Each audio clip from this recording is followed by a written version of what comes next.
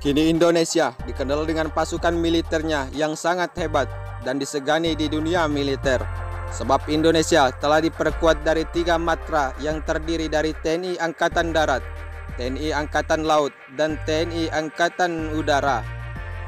Jika kita lihat, dunia militer saat ini hanya mengenal TNI Angkatan Darat Indonesia atau Kopassus yang berada pada urutan ketiga dunia.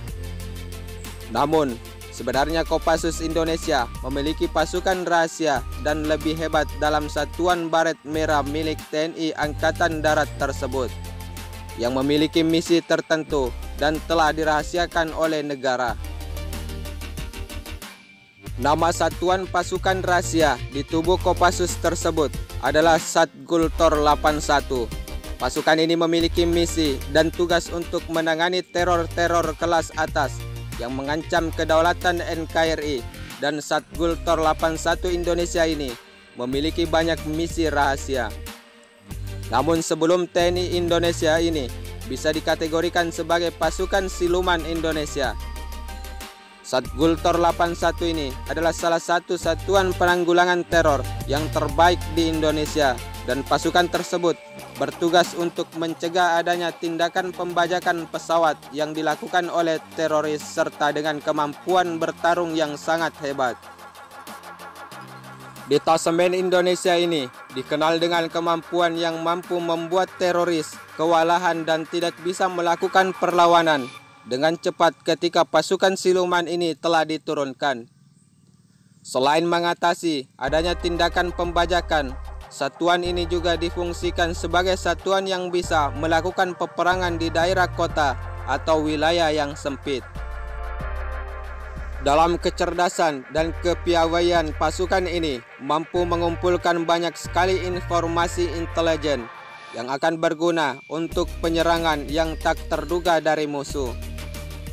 Dikabarkan bahwa detasemen ini resmi dibentuk sebagai Satuan Khusus Indonesia pada 30 Juni 1982.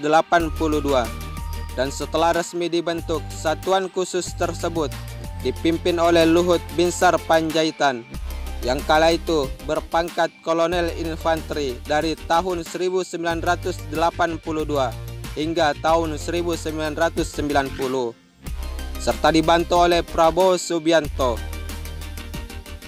Dikabarkan untuk peningkatan kemampuannya, Satgultor 81 TNI ini dilatih di Jerman untuk menanggulangi teror serta mempelajari teknologi atau sistem kerahasiaan senjata-senjata modern.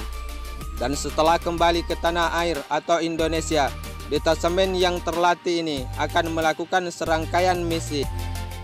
Untuk menjaga kerahasiaan pasukan ini, latihan yang dilakukan oleh Satgultor 81 selalu dirahasiakan. Bahkan visi dan misinya yang lebih detail juga sangat dirahasiakan oleh negara. Seperti yang telah dikatakan sebelumnya, satuan khusus ini adalah pasukan siluman, sehingga banyak hal dari organisasi ini yang menjadi rahasia, termasuk kekuatan pasukan yang dimiliki. Dan sejak pasukan ini dibentuk yang pertama kalinya pada tahun 1982.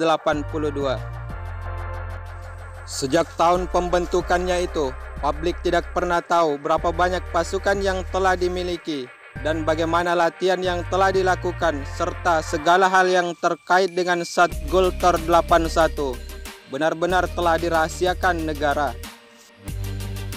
Selain itu, persenjataan yang dimiliki oleh Satgultor 81 ini juga telah dirahasiakan.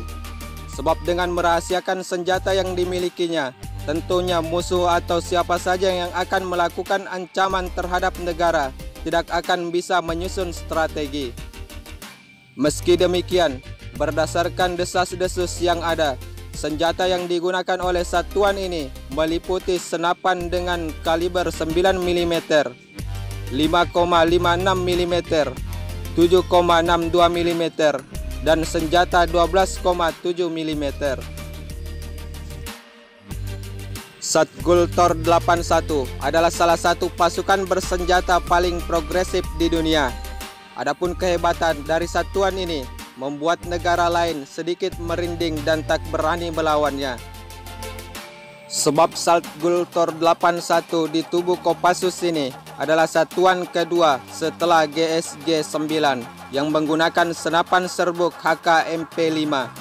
Satgultor juga merupakan satuan pertama yang mempelopori pemakaian PTN yang merupakan bahan peledak baru alternatif C4.